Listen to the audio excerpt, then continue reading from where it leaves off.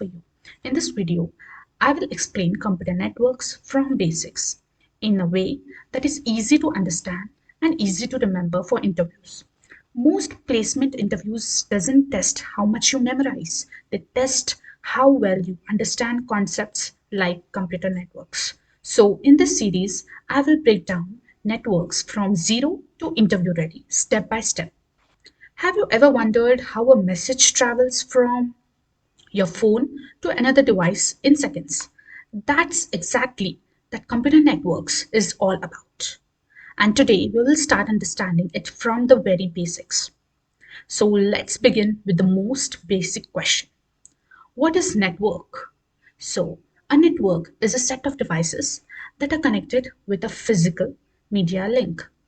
Or a network is a group of devices like computers, mobiles, or servers that are connected to each other using physical media. Physical media in the sense cables or wireless links. The main purpose of a network is what? It is data sharing. For example, sharing files, internet, printers, or messages between the devices. So, this is all about networks. Now, next, we will move forward with network topology. Network topology defines how devices and cables. So, let me explain you. These are the devices, and this is the cable. So, network topology defines how devices and cables are arranged in a network. It shows who is connected to whom and in what manner. Think of a topology like a map or a layout of a network. So, types of network topology. First is the star topology. In star topology, all the devices are connected to a central hub or a switch. If one cable, so this is the cable, if one cable fails, only that particular computer gets disconnected. So this topology is very reliable. So if this cable, if this fails, then only this device will get disconnected. This will not be affected. So, but if the central device fails, if this main device, central device fails, then what will happen? Then the entire network, this network goes down. Star topologies uses more cables. So this it uses more cables, but it is easy to install, manage, and troubleshoot. That's why it is commonly used where it is used. It is used in homes and offices. For example, you can give it as office LAN using a switch. Next comes the ring topology. In ring topology, each device is connected to exactly two other devices forming a circular path. So this is a device, it is connected to two other devices through these cables. Yeah, got it? Yeah. Data travels in one direction around the ring. There is no central device. Is there any central device? No. So there is no central device, but if one node fails, the entire network fails. If this fails, then the entire network will get affected because it is expensive and difficult to manage. It is rarely used today. For example, you can give it as a SONET and SDN networks. Okay. So next is the bus topology. In bus topology, all devices are connected to one main cable called the bus. So this is the main cable and this is called as the bus. This cable acts as a shared communication medium. When one device sends data, the data travels through the bus and reaches the all device. If this device sends a data, then it reaches the bus moves forward, and the message is transmitted to all the other devices. Bus topology is suitable only for small number of devices. If the main bus fails, if this main bus, that is the cable, fails, this whole network will fail. Example, you can give it as early Ethernet networks they were using. So you can give it as early Ethernet networks. Next comes the mesh topology. In mesh topology, what happens is devices are connected to multiple other devices. So there is no central device here also. There is no central device. Keep in mind, there are two types of There are two types of mesh topology. First is fully connected mesh and second is partially connected mesh. In fully connected mesh is what? Every device is connected to all other devices. So if this device is connected to this device, this device, this device, all the devices. So it is called fully connected mesh. Next is the partially connected mesh. Only some devices are interconnected. Only some devices, not all the devices, only some devices are connected. So keep in mind there are two types. Okay. Mesh topology is very reliable because failure of one link doesn't affect others. If this link fails, suppose this link fails, then it will affect only this node, right? Not these. It is already connected here. So if one cable fails, it does not affect the entire network. However, it is expensive and complex due to the heavy cabling, as one device is connected to all the other devices with many cables, so it is very expensive. So it is used only where high reliability is required. Okay. Example, you can give it as WANs, then military networks. Okay. Correct. Next comes the tree topology. As you know, tree topology is a combination of what? Star and bus topology. Keep in mind, tree topology is a combination of star and bus topology. Multiple star networks are connected using a single main bus. The network is divided into segments, making it easy to maintain. So this is divided into segments, so it is easy to maintain. If one segment fails, other segments continue working. If this segment fails, this continues working, right? So, but if the main bus fails, the entire network fails. If the main bus fails, then the entire network fails. Keep it in mind. Example is large organization network uses tree topology. And last comes the hybrid. Hybrid is nothing but it is a combination of two or more different topologies. If we connect star with ring or star with bus, it becomes a hybrid topology. It offers flexibility and scalability, which is why it is commonly used in real-world networks. Devices are connected to share data and resources based on how large the area is. Networks are divided into different types. So these are PAN, it can be LAN, HAN, etc. We will learn further. So what do you mean by PAN? PAN is Personal Area Network. PAN is a network created for personal use. The range of PAN is up to 10 meters. It connects personal devices such as mobile phones, computers, printers, fax, etc. Technologies like Bluetooth and infrared are commonly used. Example is when we connect the Bluetooth connection between the mobile phone and headset. It is the daily life example. So it is our personal use when we connect our headsets to the mobile phone using Bluetooth. Next comes the LAN. What do you mean by LAN? LAN is local area network. LAN is used in small geographical area, small. It is commonly used in schools, offices, hospitals, and colleges. LAN provides high speed data transfer. It is easy to manage and maintain. For example, computers connected in a computer laboratory. In computer labs, all the computers are connected, right? So those are connected using what? They are connected using LAN. Keep it in mind. Next is HAN. HAN is Home Area Network, as the name suggests. It is used inside the house. So it is a type of LAN used inside the house. It connects home devices like laptops, mobile phones, printers, and smart TV, etc. It usually works using a Wi-Fi router. In our home, we can find out this. We use Wi-Fi routers. So example is home Wi-Fi network. Next is CAN. CAN is Campus Area Network. CAN connects multiple LANs within a campus. Look, all the key words are interconnected to each other. So you need to understand it. So CAN connects multiple LAN within a campus. It is used in universities, colleges, and large organizations. CAN connects different departments of the same organization. Example is what? Network connecting different blocks of college campus. As you know, in colleges there are different departments like computer science department, mechanical department, civil department. Those all are interconnected using CAN network. Next comes the MAN. MAN is Metropolitan Area Network. MAN covers a large city or metropolitan area. It connects multiple LANs across a city. MAN is larger than LAN and smaller than WAN. Next, we'll learn this further, MAN. So example is city-wide internet or cable TV networks. Next comes the WAN. What is WAN? Wide area network. WAN covers very large geographical area. As we have learned, MAN is smaller than WAN. So why? Because it works on a very large geographical area. It connects network across the cities, countries, continents. So WAN is used for long distance communication.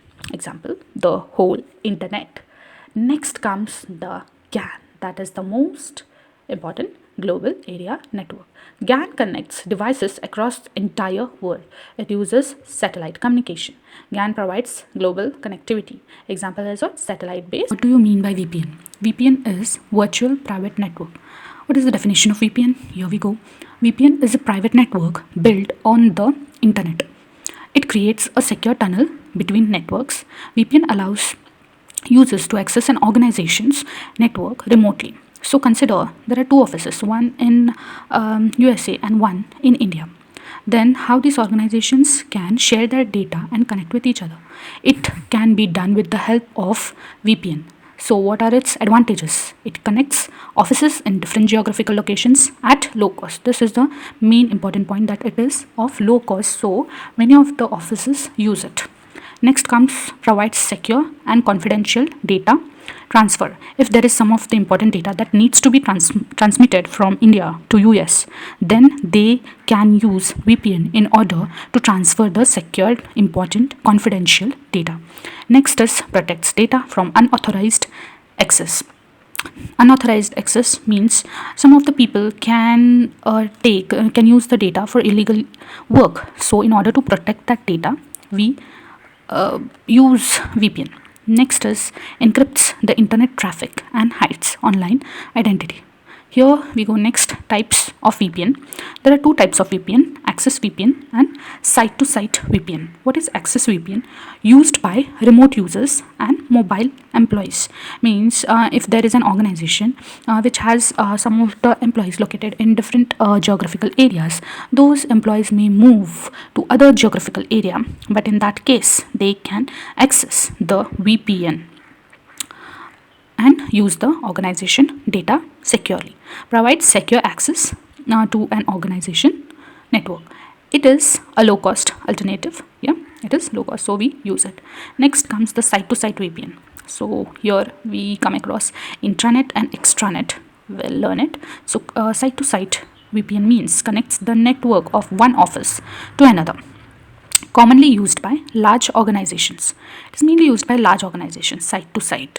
Here, if an organization consists an office in UK and one is in India, then they can connect by site to site VPN. What is intranet VPN? Connects remote offices of the same organization. Uses shared internet infrastructure.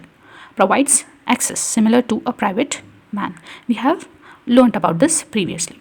Next comes the extranet. What is extranet? Connects organizations with supplier, customers, and partners. So if there is a main organization, there are some multiple functions that need to be performed. So supplying chain is handled by suppliers, customers are their partners. So these all can be connected by extranet VPN.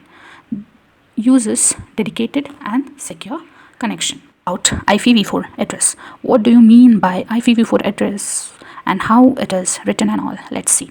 An IPv4 address is a 32-bit logical address used to identify a device on a network. As we know that IP means it provides us a unique address. It is written in dotted decimal format. For example, let us consider 192.168.1.1. So these can be written in binary form, in decimal format like this. So let us see the structure of IPv4 address. So consists of 4 octets. So these are 4 octets: 1, 2, 3, and the fourth one. Each octet is 8 bits. So each octet, this is 1 bit. So this consists of 8 bits. You can see here, this 4, 8. Yeah. Next is each octet value ranges from 0 to 255. Here we have written it as 192.168. So the range of this can be from 0 to 255. This is the very important part, that is classes of IPv4 address. So there are 5 classes mainly, that is A, B, C, D, E. based on the number of hosts. So let us see how it is classified. So class A. Class A supports very large networks. So the range, it ranges from 0.0.0.0 to 127, 255, 255, 255. So as you know that 0 to 255, this remains as it is, but 127 is the end address of class A. It is used for large network. If it ends here 127, then B class starts from 128. So from 128 to 191. Used for medium sized network. So keep it in mind that it is used for medium sized network. Next comes the class C. It ranges from, so class B ends at 191. So class C starts from 192 and it ends at 223. It is used for local area network, LAN. Next comes D class. So it will start from 224, ends at 239. It is used for reserved for multicasting. So next comes class E. It starts from 240, ends at 255. Study and R&D. Class E is used mainly for experimental purposes. Let's learn about the OSI model. This is the most important topic in the placement preparation series. So what is OSI? OSI is Open System Interconnections. It is a network architecture model based on ISO standards. It is called the OSI model as it deals with connecting the system that are open for communication with other system. As we know that the OSI model consists of 7 layers. So these are all the 7 layers we will discuss in the further lecture. So first is the application, presentation, session, transport, network layer, data link layer and the physical layer. They can ask the users or the applications of each layer. So we will learn about application layer first. So application layer is the 7th layer of OSI model. So what is application layer? It is the topmost layer of the OSI model. It provides network services directly to the end user and allows application to communicate over the network. So end users means the person who is using that browser, or suppose you are searching for some information on Google. So you go to Google browser, that is www.google.com. You can see the interface and you can interact with that. So we are the end users in that case. So what are the main functions of application layer? It allows users to access network services, supports file transfer, email, web browsing and remote login. It identifies communication partner. It checks the response availability. Some of the common, this is a very important question, that is what are some of the protocols used in application layer? These protocols are HTTP, HTTPS. What is the main purpose of HTTP, HTTPS? It is used for web browsing. Next comes FTP. It is used for file transfer. SMTP to send emails. POP3 or IMAP is used to receive the emails. DNS, that is domain name resolution. Telnet for remote login. SNMP for network management and NTP, it is used for time synchronization. So you can give some real life examples like opening Google Chrome. It can be accessed using the protocol HTTP, HTTPS. Sending an email via Outlook, it uses SMTP. Uploading a file to a server uses FTP protocol. Next, accessing a remote system, it can be done by using. Next comes the presentation layer. It is the layer 6 of OSI model. The presentation layer is the 6th layer of the OSI model. It is responsible for what? It is responsible for data translation, for data compression and encryption, decryption. It ensures that data sent by the sender is understandable and secure for the receiver. So as we send some of the important data, it should be received securely. This part is handled by presentation layer. So here we see that it acts as a translator and security layer between the application layer and the lower layers. So what is the main function of presentation layer? It does translation, it does data compression, then encryption and decryption of the data. What do you mean by translation? It converts the data from one format to another. Ensures compatibility between different systems. What do you mean by this? If we send a data Then that data is converted into binary format. Here you can see this allows system with different data representation to communicate. So it translates our data into binary format so that the computer can understand, as we know that computer understands the language of zeros and ones. Next comes the data compression. This reduces the size of data before transmission. It saves bandwidth and increases the speed. In order to increase the speed and the bandwidth, the data that is converted into binary format is compressed. There are two types of data compression, that is lossy compression, as the word suggests lossy.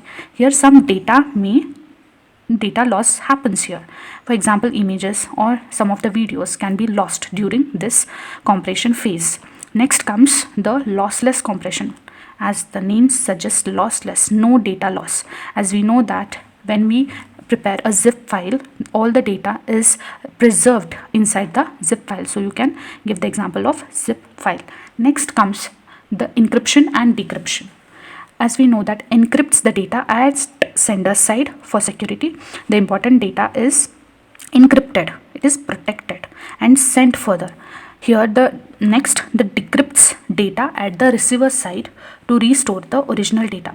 The data that is sent by user is encrypted at the sender side, and when it reaches the destination it is decrypted so that the original data, whatever is present, it can be used. For example, we know SSL, it is secure socket layer.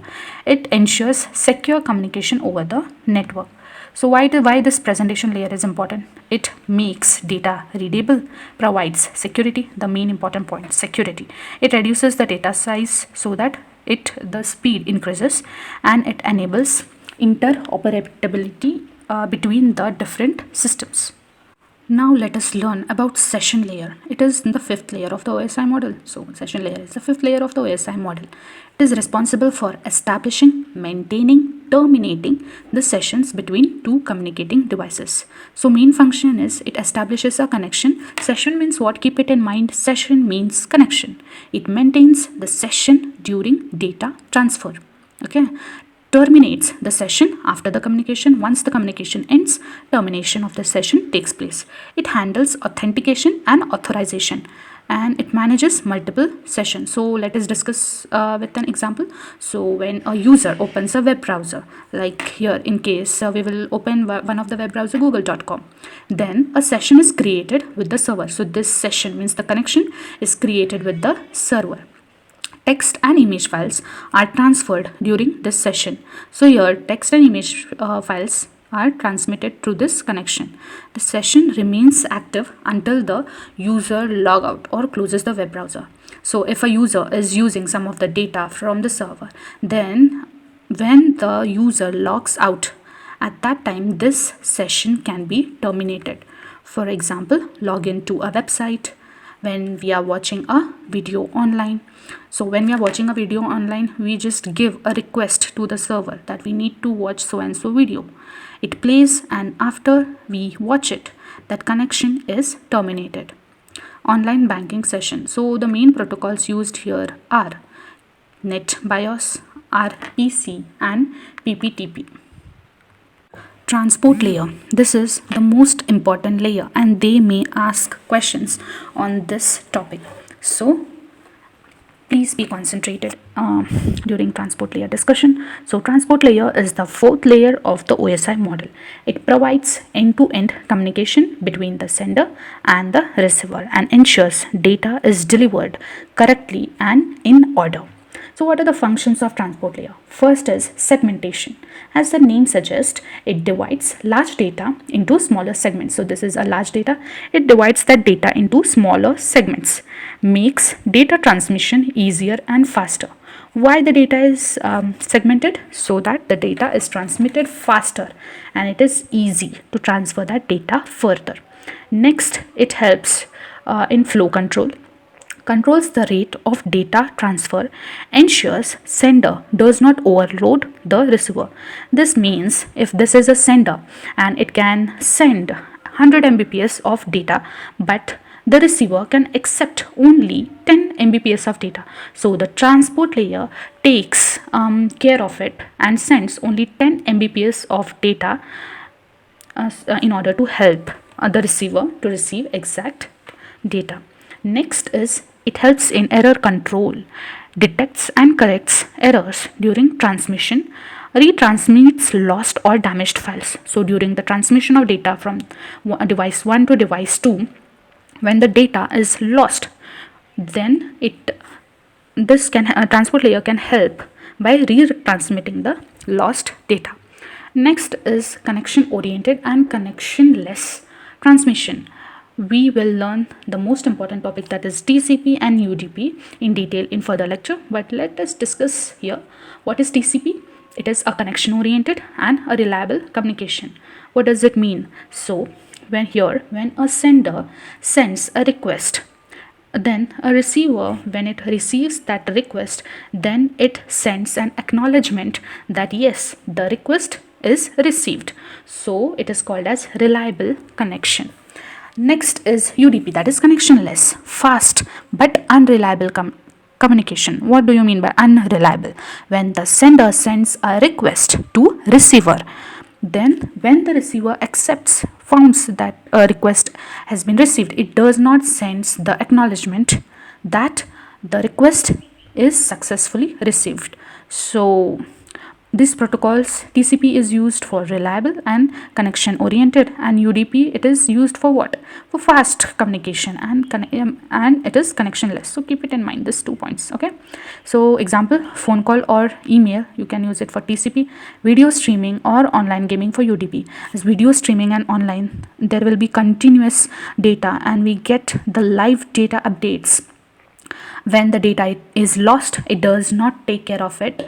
The video streaming continuously starts. So next data unit is segment, as we have studied here about that. It helps in segmentation.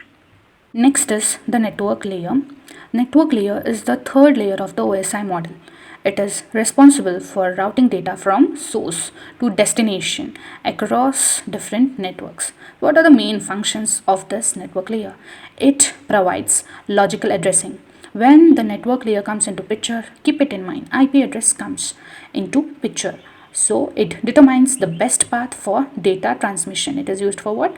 Best path. To choose the best path, network layer is used. Next, it performs routing. Next, it handles packet forwarding, manages congestion control. If there is a traffic, it manages that. So what is the flow of data transmission in network layer? Data is divided into packets first. Next, each packet contains the source and the destination IP address. IP address is the unique address. Okay. Next, the router uses IP address to send packet to the correct network. As the IP addresses are unique, the packet reaches the correct destination. So here the main protocols used are IP, that is Internet Protocol, ICMP, ARP, RIP and OSPF. Routing protocol. OSPF is a routing protocol. Device used are routers and the data unit is packet. As we have learned here, data is divided into packets. Okay. So examples, you can give it as sending data from one city to another, accessing a website hosted in another country. Next is the data link layer. Data link layer is the second layer of the OSI model. It is responsible for node-to-node delivery of data and it ensures error-free transmission over a physical link. What are the main functions of data link layer? It converts the packets into frames. हमने ऊपर देखा था कि network layer में data is divided into packets. Those packets in data link layer are converted into frames. Provides physical addressing, that is MAC addressing. When we learn about data link layer, MAC addressing comes into picture. Performs error detection. Controls data flow between two directly connected devices. So the data flow, it controls the data flow between the two connected. These two devices are connected. So it controls the flow of the data. It handles access to the transmission medium. What are the key concepts here? Each device has a MAC address. Data is sent in the form of frames. We have learnt. Then it uses CRC for error detection. Error detection के लिए वो CRC use करता है. Then sublayers are LCC and MAC. That LCC is logical link control. It handles flow and error control, and MAC it is addressing and access to the medium. Devices used are what? Switches and the bridge. Data unit is frame. Examples is data transfer between two computers in the same LAN or communication within a local network. Physical layer is the last layer. Physical layer is first layer of the OSI model, and it is the lowest layer. It is responsible for what? For transmitting raw bit, that is zeros and ones, over the physical medium. Physical medium means electrical or optical cables and all. Okay, what are the main functions here? It transmits data as electrical, optical or radio signals, then defines cables, connectors, voltage levels. It determines data rate and transmission speed. Speed किस speed से जा रहा है data ये check करता है. Then it specifies signal type and transmission mode. It handles bit synchronization. Okay, I will explain you this. What is main physical components? What are the physical components here? Cables, connectors and the network interface cards. You know that. So devices used is hub. This is the hub, that is Ethernet hub. Then the repeater. So repeater and modem, as you know that. Data unit is what? Bits and transmission modes are there are three transmission mode: simplex, half duplex and full duplex. Simplex means one-way communication. Half duplex means two-way. There is two-way communication but one at a time. Full duplex means there is two-way communication and there is a simultaneous communication. Okay, example is what? Sending bit through a network cable or data transfer through fiber optical cable. Do not skip this topic, that is OSI models, its layers, functionality of each layer, what are the protocols used. It is the very important question regarding to your placements. मुझे भी ये question पूछा गया था what are the functions of each layer, what are the protocols used. So please placement से जाने से पहले ये topic cover करके जाओ. TCP IP reference model. It is a four-layer model used to explain how data is transmitted over the internet. It is the practical model used in real networks. So in reality, we use TCP IP reference model instead of OSI model. So layers of TCP IP model are application, transport layer, internet layer, and the network access layer. There are four layers. In application layer is the combination of application, presentation, and session layer of the OSI model. As you can see here, it is the combination of all the three layers. It provides network services to user application. So protocols are HTTP, HTTPS, FTP, SMTP, POP3, IMAP, DNS, and Telnet. Next comes the transport layer. It provides end-to-end communication, ensures data delivery using ports. The protocols used are TCP and UDP. हम आगे जाके TCP और UDP के बारे में detail में जानेंगे. So next is the internet layer, responsible for logical addressing and routing. Decides best path for the data. Protocols are IP, ICMP, and ARP. Next comes the network access layer. Handles physical transmission of data, and it is the combination of data link layer and the physical layer of OSI. So TCP IP is used in technologies like Ethernet, Wi-Fi, etc. Learn what is HTTP and HTTPS. This is a very important interview question. So let us discuss. What is HTTP? HTTP means Hypertext Transfer Protocol. HTTP is an application layer protocol and it is used for communication between a web server and web browser on World Wide Web. So let us discuss the key points of HTTP. It is used to transfer web pages. It is a stateless protocol. It is built on TCP. It is not secure protocol like HTTPS. We will learn it further. Next is it uses port 80. This is the important question. Which port does HTTP use? It uses port 80. Next comes what is HTTPS. It is Hypertext Transfer Protocol and secure. HTTPS is the secure version of HTTP. It uses SSL TLS to provide security and encryption. Here, HTTPS works with encryption. The key points of HTTPS are: it encrypts the data, provides secure communication, It verifies server identity and it uses the port 443. This is the important question: which port does HTTPS use? It uses port 443. What is the main difference? So HTTP and HTTPS. HTTP is not secure and HTTPS is secure. HTTP is do not encrypt the data, but HTTPS encrypts the data by using SSL and TLS. HTTP uses port 80 and HTTPS uses port 443. HTTP is used normally in websites, in normal websites. HTTPS is used in banking, login pages, and payments, as this will be the important credentials will be present in the data. So uh, they use HTTPS. How typing a website name opens a web page. Today, let's understand DNS, that is Domain Name System, in a very simple way. So what is DNS? DNS stands for Domain Name System. It works like a phone book of the internet. Just like a phone book converts a name into a phone number, so it acts like a phone book. It converts domain name into IP addresses.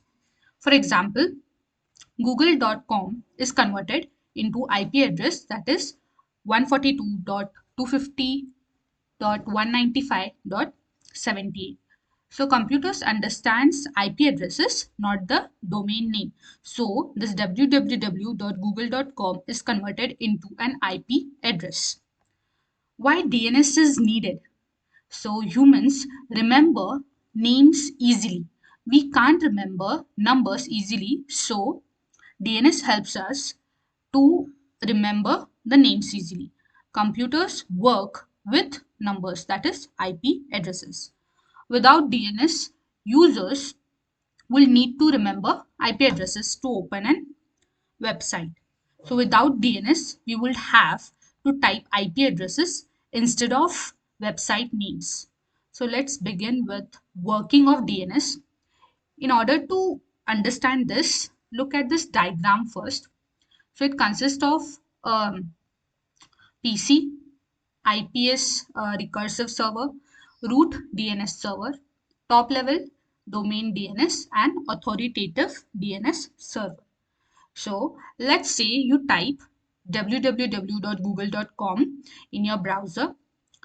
Browser sends a DNS query to the recursive DNS server. So this is the browser. From here, we will send a query to recursive server. So recursive server then asks the root DNS server. The root DNS server then points to TLD, that is top level domain DNS, like .com, .org. Then this TLD server points to authoritative DNS server. The authoritative DNS server sends the final IP address of that particular website which we have requested. IP address is then returned browser. Now this browser uses the IP to load the website. So finally, domain name is converted into IP address and the website opens. So next we will learn about types of DNS server. So there are four types of DNS server. Recursive DNS server. So this is the recursive DNS server. First server contacted by the user. So when the user types and query, then first recursive server is contacted, finds the IP address on behalf of the user. Next comes the root DNS server. So this is the root DNS server. It knows where the TLD server is. Next is TLD DNS server. So this is TLD, that is top level domain DNS server. It handles domains like .com, .org and .in. Next comes the authoritative DNS server. So this is the last server, that is authoritative, stores the actual IP address of the website. So next, what do you mean by DNS forwarder? A DNS forwarder is used when a DNS server cannot resolve a query. Or if a DNS server cannot find the IP quickly, it forwards the request to another DNS server. So this is called as DNS forwarder. Example, local DNS, then it goes to Google DNS, then IP address is returned. Next comes SMTP protocol. SMTP stands for Simple Mail Transfer Protocol. What does SMTP do? SMTP is used to send the email. It sets rules for email communication between the server. So the port used is port 25. It works on port 25. It supports end-to-end delivery. Store and forward method is used and used only for sending the mails, not receiving. In computer networks, two main protocols are TCP and UDP. We will understand the difference between TCP and UDP by comparing their features one by one. First is, what is TCP? TCP is Transmission Control Protocol and UDP is User Datagram Protocol. TCP is a connection oriented protocol. This means connection is first established before data transfer. UDP is connectionless protocol. It sends data without creating any connections. Next comes the speed. TCP is slower because it performs reliability check like acknowledgements and retransmission, whereas UDP is faster because it does not perform these extra checks like acknowledgement and retransmission. Next is reliability. TCP is highly reliable. It ensures that data reaches the destination. So it is highly reliable.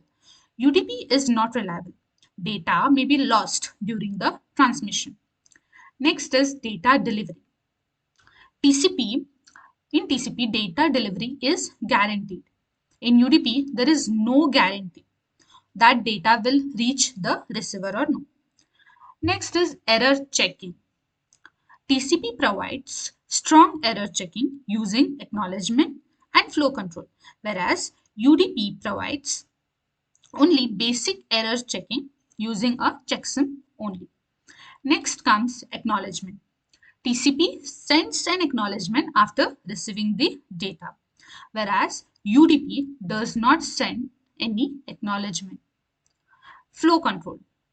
TCP supports flow control, which controls the speed of the data. Flow control means it controls the speed of the data transmission, whereas UDP does not support flow control. Next is transmission, retransmission. If data is lost, TCP retransmits the lost packets. In TCP, lost packets are retransmitted, but in UDP, it does not retransmits the lost packets. Order of data is, in TCP ensures that data arrives in a correct order, whereas UDP, data may arrive out of order, means data may not be in correct order. Next is the complexity. TCP is more complex because its reliability mechanism, whereas UDP is simple and lightweight. Use cases, TCP is used in email, file transfer, web browsing, and UDP is used in video streaming, online games, and voice calls. TCP TCP first establishes a connection. We have learned this. Next, it ensures that data is delivered correctly. There is no data loss and proper order of data. Means there is a proper correct order of data is transmitted in TCP. If data is lost, TCP retransmits it. Example, we have seen that email, file downloads, web pages like HTTP and HTTPS protocol is used. Next is UDP. UDP does not create a connection. It sends data directly and quickly. There is no confirmation or retransmission. Once the data is lost, it will not be retransmitted. Some data loss is acceptable. So, for example, video streaming, online gaming, and live calls like Zoom and WhatsApp calls. I will explain important network protocols in a very simple and clear way. perfect for exams, interviews, and placements. By the end of this video, you will clearly understand what protocols are and why they are important. So let's begin. First, let us understand a very basic question. What is protocol? A protocol is a set of rules that allows devices to communicate with each other on a network. So it defines how data is sent, how data is received, and how data is understood. Simple example, just like traffic rules control vehicles on the road, protocols control data communication in a network. Elements of protocol are, every protocol has three main elements, that is syntax, semantics, and timing. What do you mean by syntax? Syntax defines the structure of data. It decides how data is formatted, the order of data. For example, header, data, and trailer. Next comes, in a simple way, syntax tells how data actually looks. Then comes semantics. Semantics defines the meaning, the actual meaning of the data. It tells what each field in data means and what action should be taken. For example, an acknowledgement bit means data has been received successfully. Acknowledgement bit, if it is reached, then data is received successfully. This is confirmed. Next is timing. Timing defines when data is sent and at what speed, at what time and at what speed. It controls data transfer speed and response time. Example, network speed and delay. Next comes the most important question asked, that is DHCP. What is DHCP? Now let us talk about DHCP.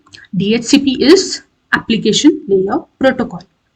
It automatically assigns IP address, subnet mask, and DNS server automatically. This is the very important concept in while preparing for interviews. So DHCP helps in automatic assign of IP addresses, subnet masks, and DNS server. Why do we need? What is the need of DHCP? There is no manual IP configuration. It saves times and prevent IP address conflicts. Okay, default port number is 67. Next comes FTP, that is file transfer protocol. FTP is also application layer protocol. It is used to transfer files, as the name suggests, file transfer protocol. Used to transfer files between systems. Okay, and supports both upload and download. For example, downloading files from a remote server. Default port number is 21. Next comes ICMP, that is Internet Control Message Protocol. ICMP is a network layer protocol. It is used for error reporting and network testing. For example, a ping command uses ICMP. Important point is ICMP does not use port number. So this is an important question. ICMP do not have or do not use any port numbers. Next is ARP. This question was asked in my interview. So what do you mean by ARP? It is Address Resolution Protocol. Now let us understand ARP. ARP converts IP address into MAC address, used mainly in local area network, that is LAN. Example, finding the MAC address of a device using its IP address.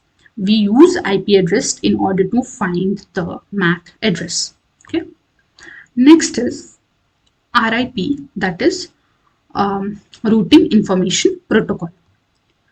RIP is a dynamic routing protocol. Routers use RIP to find the best path. Uses hop count to select the route. Hop count is used to select the count. Next is best suitable for small networks and medium-sized networks. Maximum hop count is 15. Next is what is the difference between, or we will compare MAC address and IP address. MAC address is a physical address. It is given by NIC manufacturers. The MAC addresses are already given by the manufacturers on the devices. It is permanent and it is used to identifies the devices. Next is what do you mean by IP address? It is a logical address assigned by ISP or network, and we can change it, but MAC address we cannot change it. Identifies network connection.